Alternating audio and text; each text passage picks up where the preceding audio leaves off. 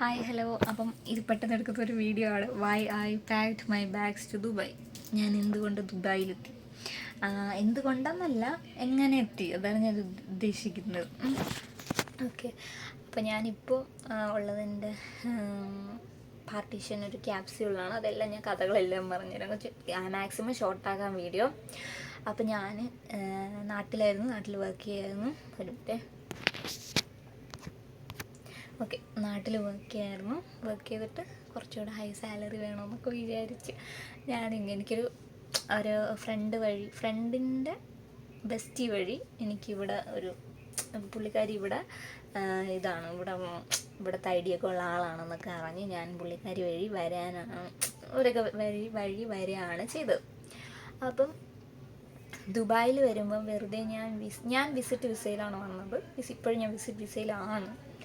അപ്പം നമ്മൾ ദുബായിൽ വരുമ്പോൾ ഇനിഷ്യലി നമുക്ക് പാസ്പോർട്ട് വേണം.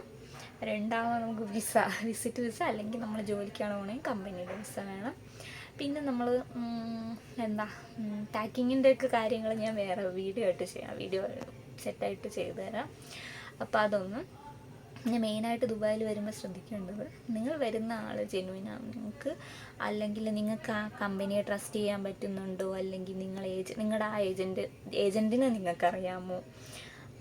പിന്നെ എന്തെങ്കിലും ഇവിടെ ഒരു വിഷയം വിസയുടെ ഏതെങ്കിലും വിഷയം വരുമ്പോൾ നിങ്ങൾക്ക് ആ ഒരു ഏജൻറ്റുമായിട്ട് കറക്റ്റ് കണക്ട് ചെയ്യണം. നിങ്ങളുടെ വിസ ഒന്ന് എക്സ്റ്റെൻഡ് ചെയ്യണം, അല്ലെങ്കിൽ അങ്ങനെയൊക്കെ എന്തെങ്കിലും ഉണ്ടെങ്കിൽ നിങ്ങൾ കറക്റ്റ് ആ ഏജൻറ്റുമായിട്ട് കണക്ട് ചെയ്യാൻ പറ്റിയ രീതിയിൽ നിങ്ങൾ എന്ത് സെറ്റ് ചെയ്യാം, കോണ്ടാക്റ്റ് എല്ലാം സെറ്റ് ചെയ്യാം. അല്ലാതെ നമ്മൾ ഇവിടെ കിടന്നിട്ട് നമ്മൾ ആരെങ്കിലും കെയർ ഓഫ് വന്നിട്ട് വിസ എക്സ്റ്റെൻഡ് ചെയ്യുന്ന അങ്ങനെയൊന്നുമല്ല. അപ്പോൾ ബേസിക്കലി ഒരാൾ ദുബായ് വരുന്ന സമയത്ത് കറക്റ്റായിട്ട് കാൽക്കുലേഷൻ വേണം. എന്താണ്, ഞാനിപ്പോൾ വന്നത് 1,30,000 എബോവ് ആയി. അത് വന്നിട്ട് നമ്മൾ ഇവിടെ വന്ന സമയത്ത് നമുക്ക് വെക്കേഷൻ ടൈമായിരുന്നു ഇവിടെ. അപ്പം അവിടെ ഉള്ള മലയാളീസ് എല്ലാം തിരിച്ച് ഇങ്ങോട്ട് വരുന്നു എന്നുള്ളൊരു ന്യൂസാണ്. എനിക്കറിയത്തില്ല, എനിക്ക് പറഞ്ഞു തന്നതാണ്, എന്നെ കൊണ്ടുവന്നവർ പറഞ്ഞു തന്നതാണ്. അപ്പോൾ അവരിങ്ങോട്ട് വരുന്നു. അപ്പോൾ നമുക്ക് വന്നു കഴിഞ്ഞാൽ നമുക്ക് റൂം കിട്ടത്തില്ല, റൂമിന് അഡ്വാൻസ് ബുക്ക് ചെയ്യണം. അങ്ങനെ 12,000 രൂപ ഞാൻ ഒരാൾക്ക് അയച്ചു കൊടുത്ത് റൂം ബുക്ക് ചെയ്തു. പിന്നെ റൂം ബുക്ക് ചെയ്തു. പിന്നെ വിസ 12,000 സംതിങ് ആയി. പിന്നെ ടിക്കറ്റ് ആയി 9,000 സംതിങ് ആണ് ടിക്കറ്റും ആയി. പിന്നെ മെയിനായിട്ട് നമ്മൾ കരുതിയത് എക്സ്പെൻസിനുള്ളതാണ്. കാരണം നമ്മളവിടെ ഇന്ത്യൻ മണി എന്ന് പറയുന്നത് ഇവിടെ ഒന്നുമല്ല. എന്ന് വെച്ചാൽ അപ്പം ഞാൻ കൺവേർട്ട് ചെയ്തത് 50 അറൗണ്ട് 80 ആണ്. ഞാൻ 80,000 കൺവേർട്ട് ചെയ്യാൻ വെച്ചിരുന്നത്. 50 ഞാൻ നാട്ടിൽ വെച്ച് കൺവേർട്ട് ചെയ്തു. എൻ്റെ കണക്ഷൻ ഫ്ലൈറ്റ് ആയിരുന്നു. അപ്പം 50 ഞാൻ നാട്ടിൽ വെച്ച് തന്നെ അറിയാമെന്നുള്ള ആൾ വഴി കൺവേർട്ട് ചെയ്തു. എൻ്റെ അമ്മയാണ് കൺവേർട്ട് ചെയ്ത് തന്നത്. പിന്നെ ഉള്ള 30 എയർപോർട്ടിൽ നമ്മൾ കൺവേർട്ട് ചെയ്യാമെന്ന് വിചാരിച്ചാണ്. അപ്പോൾ നമ്മൾ പോയപ്പോഴത്തേക്കും നമ്മുടെ കൊച്ചിൻ എയർപോർട്ടിൽ നിന്നായിരുന്നു എനിക്ക് ഫ്ലൈറ്റ്. കൊച്ചിൻ എയർപോർട്ടിൽ നമുക്ക് ദിറംസിൻ്റെ വാല്യൂ അങ്ങോട്ട് കറക്റ്റായിട്ട് കിട്ടിയില്ല. അപ്പോൾ നമ്മൾ എന്ത് ചെയ്തത്, ഹൈദരാബാദ് എയർപോർട്ടിൽ ഇത് ചെയ്യാമെന്ന് വിചാരിച്ചു, കൺവേർട്ട് ചെയ്യാമെന്ന് വെച്ചു. അപ്പോൾ അവിടെ ചെന്നപ്പോഴാണ് അറിയണം, നമ്മൾ മര്യാദയ്ക്ക് കൊച്ചിയിൽ കൺവേർട്ട് ചെയ്തിരുന്നെങ്കിൽ ആ 30,000-ൽ 12,000 രൂപ നമുക്ക് ലോസായി. എല്ലാവരുടെയും കൂടെ ചേർത്തിട്ട് 12,000 രൂപ ലോസ് വന്നു. അപ്പം നമ്മൾ എന്ത് ചെയ്താലും ഒന്ന് ആലോചിച്ചും കണ്ട് ശ്രദ്ധിച്ചൊക്കെ ചെയ്തിട്ടേ ദുബായ് വരാനുള്ളൂ. അല്ലെങ്കിൽ നിങ്ങൾക്ക് അത്രയും ക്യാഷ് വേണം, ഇൻവെസ്റ്റ് ചെയ്യാൻ അത്രയും ക്യാഷ് വേണം. അപ്പം കഷ്ടപ്പെട്ട് ദാരിദ്ര്യത്തിൻ്റെ വക്കിലെത്തി ദുബായ് വരാൻ ആ ഒരു അവസ്ഥയിൽ നിങ്ങൾ റിസ്ക് എടുത്ത് വരരുത്. കാരണം അതായിരിക്കും നിങ്ങൾക്ക് വലിയൊരു കടബാധ്യതയായിട്ട് മാറാൻ പോകുന്നത്. അപ്പോൾ എനിക്ക് മെയിനായിട്ട് ഈ വീഡിയോയിൽ പറയാനുള്ളതെന്ന് വെച്ചാൽ, ഞാൻ ആ ഒരു സമയത്ത് എനിക്ക് ദുബായ് വന്നൊന്ന് സെറ്റിൽ ആവണം, അല്ലെങ്കിൽ ദുബായിൽ കുറച്ച് ഹൈ സാലറി വർക്ക് ചെയ്യണമെന്നൊക്കെ പറഞ്ഞിട്ടാണ് ഞാൻ വന്നത്. ഫസ്റ്റ് സ്റ്റേജിൽ ഞാൻ വിസിറ്റ് വിസയാണ് എടുത്തത്. ഇനി എൻ്റെ എക്സ്പീരിയൻസ് ആണ്. ഓക്കെ, അത് ഞാൻ വിസിറ്റ് വിസയിലാണ് വന്നത്. ഒരാളുടെ കെയർ ഓഫിലാണ് വന്നത്. ഓക്കെ, അതിനുശേഷം ഞാൻ എന്നെ നാട്ടിലിരുന്ന സമയത്ത് എനിക്ക് ഇവിടെ ഇതിനെപ്പറ്റി യാതൊരു ഐഡിയ ഇല്ല. മീൻസ് ഇവിടെ എനിക്ക് പറഞ്ഞ് പരത്തി എന്നെ തെറ്റിദ്ധരിപ്പിച്ചെടുത്ത വഴികളെ എനിക്കറിയാവും. ഞാൻ ഇങ്ങനെയാണ് ദുബായ്, അല്ലെങ്കിൽ ഇങ്ങനെയാണ് ഷാർജ UAE, ഇത് എനിക്കറിയാം. ആ ഒരു ധൈര്യത്തിലാണ് ഞാൻ കയറി വരുന്നത്. എൻ്റെ അടുത്ത് ആൾ പറഞ്ഞത്, അല്ലെങ്കിൽ എൻ്റെ അടുത്ത് അവരൊക്കെ പറഞ്ഞു കേട്ടത്, നാട്ടിൽ നിന്നപ്പോൾ അവരൊക്കെ പറഞ്ഞു കേട്ടത്, ഇവിടെ നമ്മൾ വന്നിട്ട് നമ്മുടെ ഒരു CV ഒരു 30 കോപ്പിയൊക്കെ എടുത്ത് വെച്ചിട്ട് ഇവിടെ നമ്മൾ ഓരോ സ്ഥലത്തും ചെന്ന് CV അവരുടെ കയ്യിൽ കൊടുത്തു കഴിഞ്ഞാൽ അവർ നമ്മൾ നോക്കിയിട്ട് ജോലി ഉണ്ടെങ്കിൽ എടുക്കും, ഇല്ലെങ്കിൽ ഇല്ല. അപ്പം ഞാനിത് മാക്സിമം ഒരു മാസം ഞാൻ നല്ലപോലെ കഷ്ടപ്പെട്ടെന്ന് വെച്ചാൽ ഞാൻ വീഡിയോ ക്ലിപ്സൊക്കെ കൊടുക്കാൻ പറ്റുമെങ്കിൽ കൊടുക്കാം. ഞാൻ നല്ലപോലെ വെയിലത്ത് ഇറങ്ങി നടന്ന് കഷ്ടപ്പെട്ട് നോക്കി. എനിക്ക് ഒരിതും കിട്ടിയില്ല, ഒരു റിസൾട്ടും കിട്ടിയില്ല. ഒരു കമ്പനിയിൽ പോലും എന്നെ വിളിച്ചില്ല. കാരണം നമ്മളൊന്ന് ശ്രദ്ധിച്ച് നോക്കിയാൽ തന്നെ നമ്മുടെ നാട്ടിൽ നമ്മളിപ്പോൾ കമ്പനിയിൽ ഇരിക്കുകയാണെങ്കിൽ, ഇപ്പോൾ നമ്മൾ റിസപ്ഷനിസ്റ്റ് അല്ലെങ്കിൽ നമ്മൾ ഏതെങ്കിലും ഒരു ഇതിലിരിക്കുകയാണെങ്കിൽ, നമ്മൾ ഓഫീസിലിരിക്കുകയാണെങ്കിൽ, ഒരു സ്ട്രേഞ്ചർ വന്ന് CV തന്നിട്ട് നമുക്ക് ജോലി ഉണ്ടെങ്കിൽ അറിയിക്കണമെന്ന് പറഞ്ഞാൽ നമ്മൾ വിളിച്ചു പറയില്ല. അവിടെ എപ്പോൾ വേക്കൻസി വരും അപ്പം നമ്മളൊന്ന് ട്രൈ ചെയ്യും. അത് നമുക്ക് അറിയാമെന്നുള്ളവരെ നമ്മൾ ആദ്യം എടുക്കത്തുള്ളൂ, നമ്മൾ ചോദിക്കത്തുള്ളൂ. ഇന്നൊരു പൊസിഷനിൽ വേക്കൻസി ഉണ്ട്, ആരെങ്കിലും ഉണ്ടോ എന്ന് നമുക്ക് അറിയാമെന്നുള്ളവരുടെ നമ്മൾ ചോദിക്കുള്ളൂ. ആ ഒരു കോമൺ സെൻസ് എനിക്ക് നാട്ടിൽ നിന്ന സമയത്ത് ഇല്ലായിരുന്നു.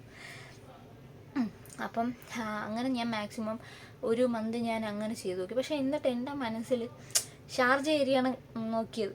എന്നിട്ട് എൻ്റെ മനസ്സിൽ എനിക്കതൊരു ഇതായിട്ട് തോന്നുന്നില്ല. എനിക്ക് എൻ്റെ പ്രൊഫൈൽ വെച്ചിട്ട് ഞാൻ എങ്ങനെ ദുബായിലൊന്ന് ട്രൈ ചെയ്യാമെന്ന് വിചാരിച്ചു. പക്ഷെ എനിക്ക് അവിടെ നിന്ന് ദുബായ് വരണമെങ്കിൽ തന്നെ നല്ല എക്സ്പെൻസ് ഉണ്ടായിരുന്നു. ആ പൈസ ഉണ്ടായിരുന്നെങ്കിൽ സത്യം പറഞ്ഞാൽ 3-4 ദിവസത്തെ ഫുഡൊക്കെ നല്ല സിമ്പിളായിട്ട് പോകുക. 4 ദിവസമല്ല, അതിനപ്പുറം നല്ലപോലെ ഫുഡൊക്കെ വാങ്ങാൻ പറ്റുന്ന ഒരു ക്യാഷ്, നല്ല എക്സ്പെൻസ് ഉണ്ടായിരുന്നു. അപ്പം അതിന് ശേഷം ഞാൻ ഒരു ദിവസം ദുബായ് വന്നു. ഒരു ദിവസമാണ് വന്നത്. ഒരു ദിവസം വന്നിട്ട് ഒരു ഐഡിയ ഇല്ല ഞാൻ ഇവിടെ എന്ത് ചെയ്യണമെന്നൊന്നും ഒരു ഐഡിയ ഇല്ല. ഏതൊക്കെയോ കമ്പനി കയറി അവരുടെ ഇമെയിൽ ID വാങ്ങി അവരുടെ വിസിറ്റിംഗ് കാർഡ് വാങ്ങിയിട്ട് വന്നെന്നല്ലാതെ ഒരു പ്രയോജനം ഉണ്ടായില്ല. അത്രയും പൈസ പോയി. പിന്നെ എന്നിട്ട് ഞാൻ തിരിച്ച് ഷാർജയിലായിരുന്നു ഷാർജയിൽ സ്റ്റേ ചെയ്തു. എന്നിട്ട് ഞാൻ സത്യം പറഞ്ഞാൽ മനസ്സൊരു അറ്റം വരെ മടുത്തു.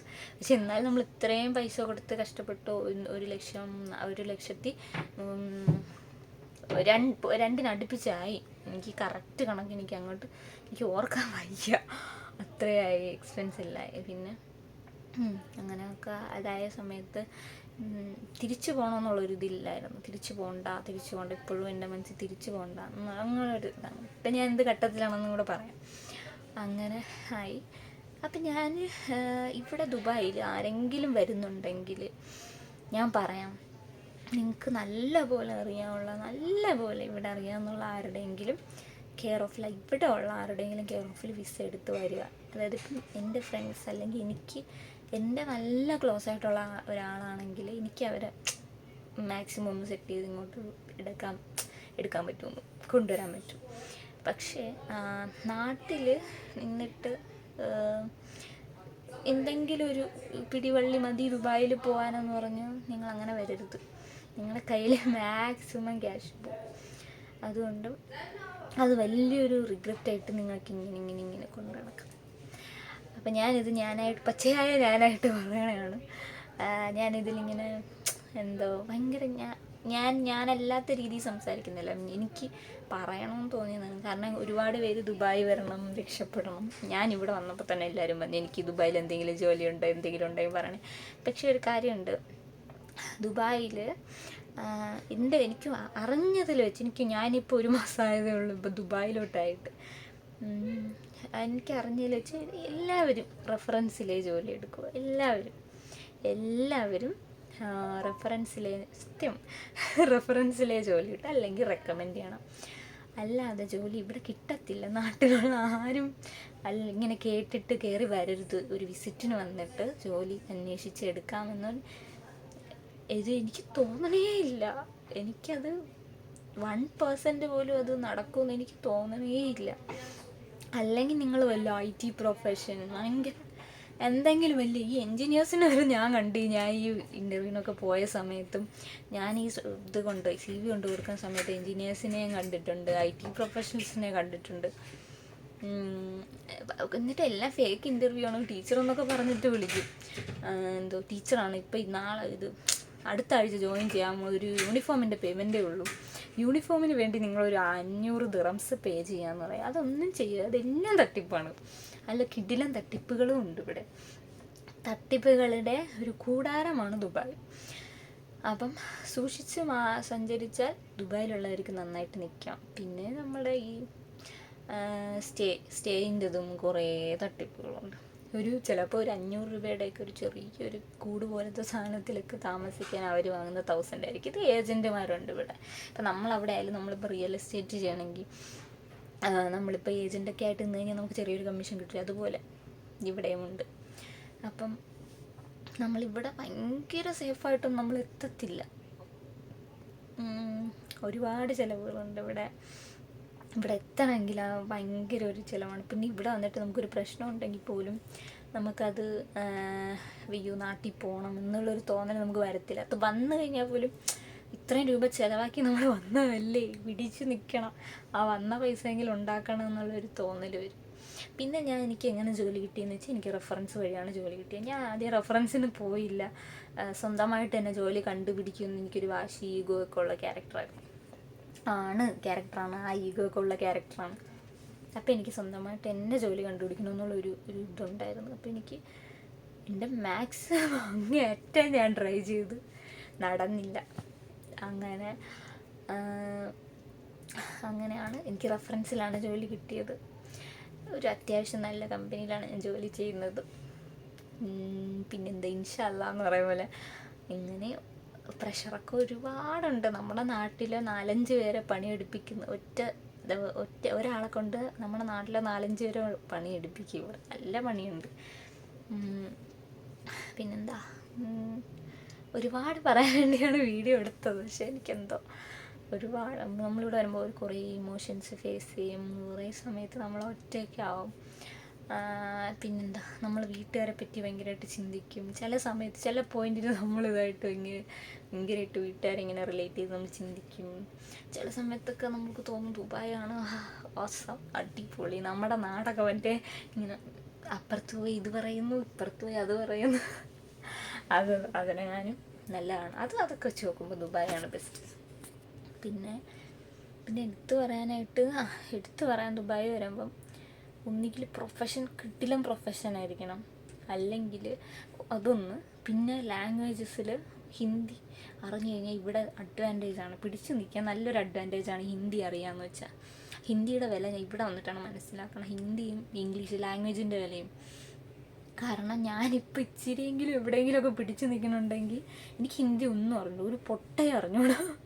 ഇംഗ്ലീഷ് ഞാൻ കുറച്ചൊക്കെ നന്നായിട്ട് പറയും, എനിക്കറിയാം. ഒരു 70% ഞാൻ ഇംഗ്ലീഷിലൊക്കെ ഓക്കെയാണ്. അപ്പം ഒന്നിയിൽ ഹിന്ദി പച്ചവെള്ളം പോലെ പറയണം, അല്ലെങ്കിൽ ഇംഗ്ലീഷൊക്കെ പച്ചവെള്ളം അല്ല ഇച്ചിരിയൊക്കെ അറിയായിരിക്കും. അല്ലെങ്കിൽ എനിക്ക് തോന്നുന്നു എനിക്കെന്തോ ഒരു ഭാഗ്യമാണ് ആ ജോലി കിട്ടിയത് എന്നൊക്കെ തോന്നും. ബാക്കി വിശേഷമൊക്കെ ഇപ്പോഴും എൻ്റെ വിസ ഞാനിപ്പോൾ എക്സ്റ്റെൻഡ് ചെയ്തിട്ടേ നിൽക്കുന്നുള്ളൂ. 1 മാസം കൂടെ എക്സ്റ്റെൻഡ് ചെയ്ത് നിൽക്കുന്നു. ഞാനിപ്പോൾ ആലോചിക്കുന്നത്, ഞാൻ കുറച്ച് അടുത്തൊക്കെ സംസാരിച്ചായിരുന്നു ഇവിടെ ഇങ്ങനെ വന്നിട്ട്, എനിക്കറിയാമെന്നുള്ള കുറച്ചിടത്തൊക്കെ സംസാരിച്ചായിരുന്നു. അവർ പറഞ്ഞത് എനിക്ക് ഇത്ര എക്സ്പെൻസ് ആകില്ലായിരുന്നു, ഇവിടെ വരാൻ വേണ്ടിയിട്ട് ഇത്രയും എക്സ്പെൻസ് ആകില്ലായിരുന്നു. പിന്നെ എനിക്ക് എൻ്റെ ഏജൻസി ഒന്നും അറിയില്ല, ഏത് ഏജൻറ്റാണ് എന്നെ കൊണ്ടുവന്നതെന്നും അറിയില്ല. എല്ലാവരും എന്നെ കൊണ്ടുവന്ന ആൾക്ക് അതറിയാവും. എൻ്റെ കമ്പനി എനിക്ക് 1 മാസം എക്സ്റ്റെൻഡ് ചെയ്ത് തരാമെന്ന് പറഞ്ഞപ്പം എനിക്ക് അറിഞ്ഞൂടെ ആരാണ് എൻ്റെ ഏജൻറ്റെന്ന്. സാധാരണ ഇവിടെ വരണവർക്കൊക്കെ ഏജൻ്റ് അറിയാം. അങ്ങനത്തെ സംഭവങ്ങളൊക്കെ ഞാൻ ഫേസ് ചെയ്തു. പക്ഷേ എങ്ങനെയൊക്കെയോ ദൈവത്തിൻ്റെ കയ്യിൽ ഞാൻ ഇനി 1 മാസം കൂടെ വിസ എക്സ്റ്റെൻഡ് ചെയ്തിട്ടുണ്ട്. ഇനി ദൈവത്തിൻ്റെ കയ്യിലാണ്. പിന്നെ ഇവിടെ വരണ എല്ലാവർക്കും ഓരോ സ്റ്റോറി കാണും. എന്തുകൊണ്ടാണ് ദുബായിലെത്തിയത്, എന്തിനാണ് ദുബായിൽ വന്നത്, ഇപ്പം എന്താണ് ദുബായിലെ അവസ്ഥ. നമ്മളെ സ്റ്റാറ്റസും സ്റ്റോറിയൊക്കെ കാണുമ്പോൾ ദുബായിൽ അടിച്ച് പൊളിക്കുക. പക്ഷെ നിങ്ങൾ കാണുന്ന ഒന്നുമല്ല ദുബായ് ആയാലും UAE മൊത്തം നിങ്ങൾ കാണുന്ന ഒന്നുമല്ല. നമുക്ക് നാട്ടിലെന്ന് പറഞ്ഞാൽ നമുക്ക് ചെറിയൊരു സ്വാതന്ത്ര്യം ഉണ്ടടേ, ഒരു സ്വാതന്ത്ര്യമുണ്ട്. നമുക്ക് എന്തെങ്കിലുമൊക്കെ ചെയ്യാം, എങ്ങനെയെങ്കിലുമൊക്കെ പിടിച്ച് വയ്ക്കാം. കാരണം അവിടെ വിസ വേണ്ട, നമുക്ക് ഒരിതും വേണ്ട അവിടെ ജീവിക്കാൻ. പക്ഷെ ഇവിടെ നമ്മൾ ഓരോ നിമിഷവും നമ്മുടെ വിസ തീരാറാവും തോറും നെഞ്ചിൽ ഇടിപ്പാണ്. കാരണം വിസ തീർന്നിട്ട് 1 ദിവസം ഇവിടെ നിൽക്കുകയാണെങ്കിൽ 50 ദിറംസ് ഫൈനാണ്. 50 രൂപയല്ല, 50 ദിറംസ് ഫൈനാണ്. അതൊന്നും നമുക്ക് താങ്ങാൻ പറ്റില്ല. അപ്പം നമ്മൾ വിചാരിക്കും നാട്ടിൽ പോയാൽ മതി എന്ന് വിചാരിക്കും. പക്ഷെ ഇവിടെ പിടിച്ച് നിന്ന് കഴിഞ്ഞാൽ നിങ്ങൾക്കൊരു ജോലി കിട്ടിക്കഴിഞ്ഞാൽ പിടിച്ച് നിൽക്കാൻ നോക്കുക. പിടിച്ച് നിന്നാൽ എംപ്ലോയ്മെൻറ്റ് വിസയിലോട്ട് കൺവേർട്ട് ആവണമായിരുന്നു. ദൈവത്തിനെ വിളിക്കുക, ആത്മാർത്ഥമായിട്ട് പണിയെടുക്കുക, വരെ വായിരിക്കുന്ന എന്ത് കേട്ടാലും ഒന്നുമില്ലാത്ത രീതിയിൽ നിൽക്കുക. എങ്കിൽ നിങ്ങൾക്ക് ദുബായിൽ പിടിച്ച് വയ്ക്കാം. പിന്നെ കുറച്ചൊക്കെ നമ്മൾ ഇത് വേണം, മനസ്സിത്തിരി കല്ലാക്കണം. കുറേ നമ്മളിങ്ങനെ കേൾക്കും, നമ്മുടെ നാട്ടിലുള്ള ഒന്നും ചീത്തയല്ല, സത്യം ഇവിടെ വന്നാൽ എന്താണ് പ്രഷറെന്നറിയാമോ. അങ്ങനെ കുറേ കാര്യങ്ങളുണ്ട്. ഫസ്റ്റ് നിങ്ങൾ അവിടെ നിന്ന് ഇങ്ങോട്ട് വരുന്ന സമയത്ത് ആൾക്കാർ ശ്രദ്ധിക്കേണ്ട മെയിൻ സംഭവം ഏജൻ്റ് ആരാ, കൊണ്ടുവരണ ആരാ, ജെനുവിനാണ്, ഇത്രയും രൂപ ആകുമോ. അത് ദുബായിലുള്ള ആരുടെയെങ്കിലുമൊക്കെ വിളിച്ച് ചോദിക്കുക. എനിക്കിവിടെ അങ്ങനെ ആരെയും വലിയൊരു സംഭവങ്ങളൊന്നും ഇല്ലായിരുന്നു. ഒരു ഇന്ന ഇതാണ് എന്നൊന്നും അറിഞ്ഞുകൂടായിരുന്നു, ഒന്നും അറിഞ്ഞുകൂടായിരുന്നു. ഹോട്ടൽ ബുക്കിംഗ് ചെയ്തതും കണക്ഷൻ ഫ്ലൈറ്റും പിന്നെ വിസ ചെയ്തതും അതിൻ്റെ ഒന്നും ബില്ലോ കാര്യങ്ങളോ ഒന്നും എൻ്റെ ഇല്ല. അപ്പം ഞാൻ പറഞ്ഞതുപോലെ അറിയാമെന്നുള്ളൊരു വഴി ചെയ്യുക. പിന്നെ ഞാനിവിടെ വന്ന സമയത്ത് എനിക്ക് അവരൊന്ന വാക്ക് വന്ന ഉടനെ ജോലി എന്നൊക്കെയാണ്. പക്ഷേ ഞാൻ സത്യമായിട്ട് ഞാൻ എൻ്റെ ദൈവങ്ങളെ വിളിച്ചോ എന്തോ. എന്നാലും ഞാനിപ്പോൾ ഒന്ന് കുറച്ച് സേഫാണ്, കുറച്ച് 1 മാസത്തേക്ക് സേഫാണ്. ഇനി വിസ ഒന്ന് എക്സ്റ്റെൻഡ് ചെയ്ത് കിട്ടും. അപ്പം അത് മാത്രമേ ഉള്ളൂ. ഇനി ദുബായിലുള്ളവർക്കറിയാം, ഇനി UAE നാഷണൽ ഡേ ആണ് വരുന്നത്. December 1, 2, 3 ഒക്കെ ഇവിടെ ലീവാണ്. നമ്മുടെ കമ്പനി മിക്കവാറും ലീവായിരിക്കും. മിക്കവാറും അവർക്ക് ബിസിനസ്സാണ് വലുത്, ബിസിനസ് അതുകൊണ്ട് കമ്പനി ലൈവായിരിക്കും. എന്താ അപ്പം എനിക്കിനി പറയാനുള്ള മെയിനായിട്ട് ഇത് തന്നെ. ഒന്ന്, റെഫറൻസ് ഇവിടെ അല്ലാതെ കയറി വരരുത്. റെഫറൻസ് വേണം, അല്ലെങ്കിൽ റെക്കമെൻഡേഷൻ വേണം, പിന്നെ ലാംഗ്വേജ് വേണം, അല്ലെങ്കിൽ ഒരു കിടിലം സ്കില്ല് വേണം. നിങ്ങൾക്ക് എന്തെങ്കിലും നിങ്ങളുടെ CV കാണിക്കാൻ വേണ്ടി എന്തെങ്കിലും ഒരു എക്സ്ട്രാ ഇത്. ഇവിടെ വരുന്നവരൊക്കെ മെയിനായിട്ട് ഈ ഡിജിറ്റൽ മാർക്കറ്റിംഗ് സൈഡ് പഠിച്ചിരിക്കണം, അല്ലെങ്കിൽ അക്കൗണ്ട്സിൽ കിടിലങ്ങളായിരിക്കണം. പിന്നെ ഇവിടെ കുറേ സിസ്റ്റംസ് ഉണ്ട്. നമ്മുടെ അവിടെ സ്വിഗ്ഗി, സൊമാറ്റോ പോലെ ഇവിടെ നൂൺ, തലാബത്ത്, കരിയും, ഡെലിവറും അങ്ങനെ കുറേ സാധനങ്ങളൊക്കെ ഉണ്ട്. അതിനെ പറ്റിയൊക്കെ കുറച്ചൊക്കെ ഒന്ന് അറിഞ്ഞൊക്കെ വെച്ചിട്ട് എങ്ങനെ അവിടെ മാർക്കറ്റ് ചെയ്യണം, ഇതൊക്കെ കുറേ നമ്മൾ ഇതിൽ പഠിപ്പിക്കുന്നുണ്ട്. നമ്മുടെ നാട്ടിൽ തന്നെ എന്തൊക്കെയൊക്കെ പഠിപ്പിക്കുന്നുള്ളതായിട്ട് ഞാൻ കുറച്ച് റീൽസിലൊക്കെ കണ്ടായിരുന്നു. അപ്പോൾ അതൊക്കെ ഒന്ന് പഠിച്ചിട്ട് വരിക. അല്ലാതെ ആരുടെയും വാക്ക് കേട്ട് ദുബായി വരരുത്. അല്ല ചുമ്മാ കയറി ദുബായിൽ വരരുത്. നാട്ടിലിരുന്ന് ആരെങ്കിലും എന്തെങ്കിലും പറഞ്ഞാന്ന് വിചാരിച്ചാൽ അവരുടെ കൂടെ കയറി ദുബായി വരരുത്. That is my regret. പക്ഷെ എനിക്ക് എൻ്റെ ക്യാഷ് എനിക്ക് അത്രയും ഒരു ഇതായിപ്പോയി. അതൊക്കെ ഓർക്കുമ്പോൾ ചെറിയൊരു സങ്കടമുണ്ട്. പിന്നെ നമുക്കറിഞ്ഞൂടായിരുന്നു. പിന്നെ എനിക്കെന്തോ ഒരു ഭാഗ്യമുണ്ട്, പിന്നെ ജോലി കിട്ടി. ജോലി ഇനി എങ്ങനെയാണെന്ന് എനിക്ക് അറിഞ്ഞൂടാ. ജോലി ഇതുവരെ ഞാൻ ചെയ്തുകൊണ്ടിരിക്കുന്നു. ചില സമയത്തൊക്കെ നല്ല പ്രഷറാണ് ചെയ്തുകൊണ്ടിരിക്കുന്നു. ഇനി അങ്ങോട്ട് എങ്ങനെയെന്ന് അറിയത്തില്ല. എനിക്കിത് പറയണമെന്ന് തോന്നി. കാരണം ദുബായ് എന്ന് പറഞ്ഞാൽ എല്ലാവർക്കും ചാടിക്കയറി ഇങ്ങോട്ട് വരണം, കാണണം, എൻജോയ് ചെയ്യണം, അടിച്ചു പൊളിക്കണം, ഭയങ്കര പൈസയാണ്, പൈസ കിട്ടും എന്നൊക്കെ വിചാരിച്ചു വരും. പക്ഷേ ഈ പൈസയ്ക്ക് പകരം ആദ്യം വേണ്ടത് ജോലിയുണ്ട്, ജോലി ഉറപ്പാണ് എന്നുണ്ടെങ്കിൽ മാത്രം ഇങ്ങോട്ട് വന്നാൽ മതി. അത് വാക്ക് കൊണ്ടല്ല ഉറപ്പ്. ഒന്നുകിൽ നിങ്ങളുടെ അതിൽ ഓഫർ ലെറ്റർ കാണും, ഇവിടെ ജോലി ആയതായിട്ട് ഓഫർ ലെറ്റർ കാണണം ഒരു പ്രോപ്പറായിട്ടുള്ള കമ്പനിയിൽ നിന്ന്. അല്ലാതെ കയറി വരരുത്. പിന്നെ നിങ്ങളുടെ കയ്യിൽ വാലിഡ് ആയിട്ടുള്ള വിസ കാണണം. എംപ്ലോയ്മെൻറ്റ് വിസ ഉണ്ടെങ്കിൽ അത്രയും നല്ലത്. ഞാൻ കാൽക്കുലേറ്റ് ചെയ്തതിൽ ഇത്രയും എമൗണ്ട് വരുന്നതായിട്ട് എന്തായാലും പറഞ്ഞില്ല. അതുകൊണ്ടാണ് ഞാൻ ഈ വീഡിയോ ചെയ്തത്. പിന്നെ ഒരുപാട് പറയണമെന്നുണ്ട്. ഞാൻ എന്തെങ്കിലുമൊക്കെ പറയണമെങ്കിൽ ഇനി അടുത്ത വീഡിയോയിൽ ഞാൻ ചെയ്യാം. ഓക്കെ, ഞാൻ എന്തെങ്കിലുമൊക്കെ പോയിൻറ്റ്സ് വരണമെങ്കിൽ അപ്പോൾ തന്നെ ഞാൻ ചെയ്യാം. എന്തായാലും എന്നെ കേട്ടിരുന്നവർക്ക് താങ്ക് യു. ഇനി അപ്പോൾ ഞാൻ പറഞ്ഞ പോയിൻറ്റ്സ് ഒന്നും ആരും മറക്കണ്ട.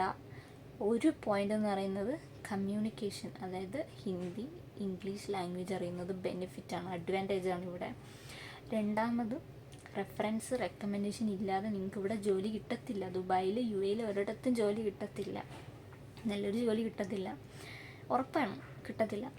മൂന്നാമത്, നിങ്ങൾ കൊണ്ടുവന്ന ഏജൻസി, നിങ്ങൾ ഇവിടെ എത്തിച്ച ഏജൻസി ആരാ, എന്തുവാ എന്നൊക്കെ വല്ലതും അറിയണം. പിന്നെന്താ, നാലാമത്, റിസ്ക് എടുക്കാതിരിക്കുക. ഇത്രയാണ് ഇവിടെ അറിയാവുന്നുള്ള ആൾ വഴി മാത്രം വരിക, വെറുതെ ഏജൻറ്റ് വഴി ഒന്നും വരരുത്. ഇത്രയൊന്നും പൈസയുടെ കാര്യമൊന്നും ഇല്ല. So video is over. Thank you. By.